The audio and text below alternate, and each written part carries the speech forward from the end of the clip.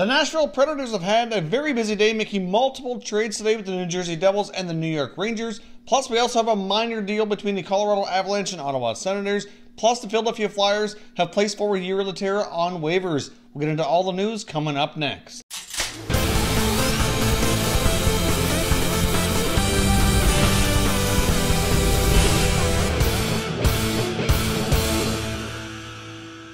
Hey everyone, and welcome back to another video here at Top Shelf Hockey. If you're new to the channel, thanks for stopping by. We review and discuss all 31 NHL teams. So if you're a huge hockey fan, consider subscribing and clicking the bell so you don't miss anything. So as I mentioned off the top, the Nashville Predators have been an incredibly busy team today, making multiple acquisitions, really boosting their depth as they get ready here for another potential playoff run and another potential run for them at Lord Stanley's Cup to get back to the Stanley Cup Finals here, where they were just 2 short seasons ago. They get started here today by acquiring veteran center iceman Brian Boyle from the New Jersey Devils in exchange for their 2019 second-round selection. Now, Brian Boyle's been around the NHL a long time. He's 34 years old. You know, he's been more recently in the news, obviously battling leukemia. His family's been through a lot health-wise, but he's really battled through and had a pretty solid season, in my opinion, for the New Jersey Devils. Boyle currently has 19 points in 47 games. He's pretty good on faceoffs. He's got good size. He could be a good net front presence. I really think Brian Boyle is an excellent acquisition for Nashville heading into the playoffs. He's the type of player that they're so badly missing, especially on the power play. The power play has struggled a lot lately, and maybe they can put Boyle in front of the net as a net front presence, and maybe that'll help boost the power play. Of course, the Nashville Predators are going to be without forward Austin Watson for an indefinite period of time as he faces an indefinite suspension while he enters Phase 2 of the NHL substance abuse program, so he very well might be out the rest of the season. It's not really clear how long he's going to be dealing with those off-ice issues, so obviously Nashville really felt the need here to boost their depth and to add, you know, a big body who can be good on faceoffs, good net front presence, a lot of experience. Brian Boyle has over 111 playoff games. He's been a pretty solid playoff performer throughout his career. He's been through a lot of playoff runs and a lot of battles, so I do think he adds a lot of experience and depth to that Nashville team that they are missing, and really helps that forward group out moving forward. Now, of course, that wasn't the only news of the day that the Predators faced here. They also reacquired Cody McLeod from the New York Rangers in exchange for a 7th-round pick. Now, that news just broke as I began to record this video, so I'm not sure exactly where the 7th-round pick is from, if it's the 2019 draft or 2020, or what year it's from. I'll update the comment section once that becomes clear, but it is a 7th-round selection. Now, of course, the Nashville Predators had Cody McLeod on their roster when they went to the Stanley Cup Finals in 2017.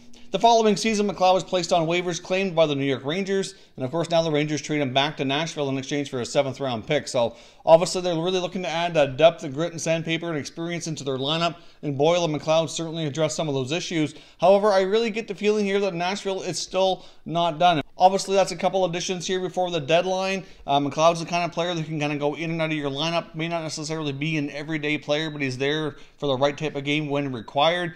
It's been rumored that Nashville might be willing to move their 1st-round selection in the 2019 draft. I really feel that David Boyle is going to be trying to go all in here and make another run at the Stanley Cup. I do think Nashville's window to win here might be a little bit shorter than some of the other teams like the Winnipeg Jets, Toronto Maple Leafs, Tampa Bay Lightning. I just think with the way their team is structured and assembled, I'm not sure that they're going to be able to contend for a Stanley Cup as long as those other teams. So I think their window's a little shorter, and he's really attempting here to go all in to try to give them the best shot at getting that elusive Stanley Cup. He's the winningest general manager in NHL history, but does not have a Stanley Cup to add to his resume. It's the one thing he's missing.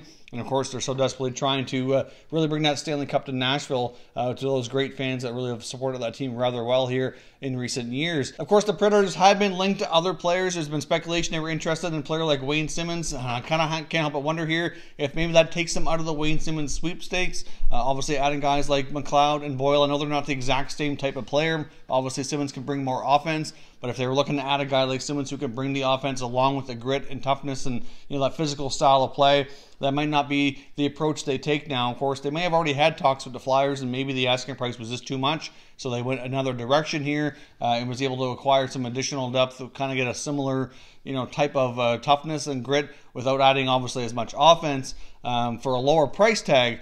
Based on that, though, I can't help but wonder if they will still go after like a top 6 winger to really boost their offensive weapons here as they enter the playoffs. So keep your eyes on Nashville. I'm not sure they're done yet. That first round pick, like I said, could very well still be in play. But at the same time, I do have some concerns about Nashville going forward. Their prospect pool is not overly deep. They really only got Eeli Tolvanen and Dante Fabro, in my opinion, that are the type of prospects that are relatively sure bets to be NHL players. But I mean, Tolvanen's stock certainly dropped this year. He had a fantastic year last year between the KHL, the Olympics, the World Juniors. Everywhere as he went, he was just putting up fantastic numbers and impressing everybody. Came to the NHL at the end of the season. Kind of looked a little bit out of place. Then this year he's played mostly in the American Hockey League. Went to the World Juniors again, and just hasn't had that really big step forward that many people thought he would take. So not to say he won't get there. He's still really young. But really, Tolvanen is the only prospect they really have that has that game breaker potential. And like I said, having taken a step back this year, you do have a little bit of a concern. Of course, Fabro's in his third year at BU. So they're really going to push hard to get him signed at the end of the BU season. But of course, I'm sure they do have some concerns that he very well might go back for his final season of college hockey. And if he does that, he could possibly pursue free agency if he doesn't sign with the Predators. So, I mean, I do think that there's a pretty good chance he'll sign with Nashville, but there is some risk there. Of course, Nashville already experienced this a few years ago with Jimmy Vesey. He was originally drafted by the Predators and then ended up eventually signing here with the New York Rangers. So we'll see what happens. But I mean, the draft picks that the Predators have been traded away in recent years have kind of depleted their prospects. Last year they didn't draft until the 4th round. And if they go into this year again without a first and a second, it's just really going to hurt the prospect pool moving forward. So I realize they need to go all in here and try to win a Stanley Cup, but at the same time, I do have a little bit of concern for their future and the players to kind of jump in and take over when some of these other players are kind of getting past their prime. So let me know your thoughts down in the comment section regarding these 2 trades for the Nashville Predators. Do you like these deals, and do you think they're done? Do you still see them going after a top 6 winger to really boost their offense heading into the Stanley Cup playoffs? And as I mentioned, we do have another minor trade to discuss here very quickly as well. The Senators and Avalanche have made a trade. The Senators have traded Max McCormick to the Colorado Avalanche in exchange for J.C. Beaudoin. Of course, they're both American Hockey League players. Not a big deal, really. McCormick's 26 years old. Has had multiple opportunities to try to make it with Ottawa. He does play a little bit of a gritty style with minimal offensive output. Personally, I don't think Max McCormick is an NHL player. At this stage, he's 26, been mostly a minor leaguer, so it hasn't really taken advantage of many of the opportunities given. So obviously he'll play for Colorado's American Hockey League team instead. Now, Beaudoin, on the other hand, is only 21, but at this point, I do think it's probably looking to be unlikely that he becomes an NHL player as well, but at least he's young enough that there's still an opportunity there to possibly develop him into something. Hard to say, really, but just an exchange of minor leaguers, so we'll see what happens. And also, the Philadelphia Flyers have placed forward Jori Lehtera on waivers. So, of course, this is a move that I know many Flyers fans have kind of been waiting for. I mean, Lehtera has had a terrible season on the ice. And, of course, he's also plagued by some off-ice issues that he's likely going to have to deal with due to some drug stuff going on over in Finland. I don't have all the details. I didn't really want to get into too much of the personal off-ice stuff. But as many of you are likely aware, there is some stuff going on there that he could be very well in trouble for and have to go back and address in Finland. So we'll see what happens. But as far as his play on the ice goes, he hasn't really warranted being a regular in the lineup. And now he's on waivers, so I'm doubtful that he'll get claimed. They very well could send him down to the American Hockey League affiliate, assuming he clears. But we'll know the results of the waiver wire at noon Eastern time tomorrow on Thursday. So let me know your thoughts on those additional moves. Just some minor tidbits to add in here to the video before we wrap things up. As always, I want to hear your thoughts and comments on all this down in the comment section. We can continue the conversation. If you're new to the channel here, I hope you consider subscribing. We cover all 31 NHL teams, and there's plenty of content here for all hockey fans to enjoy. So if you're new, hit that subscribe button and give this video a thumbs up before you go. I'd appreciate it if you did. As always, thank you very much for watching, everybody. We will catch you next time.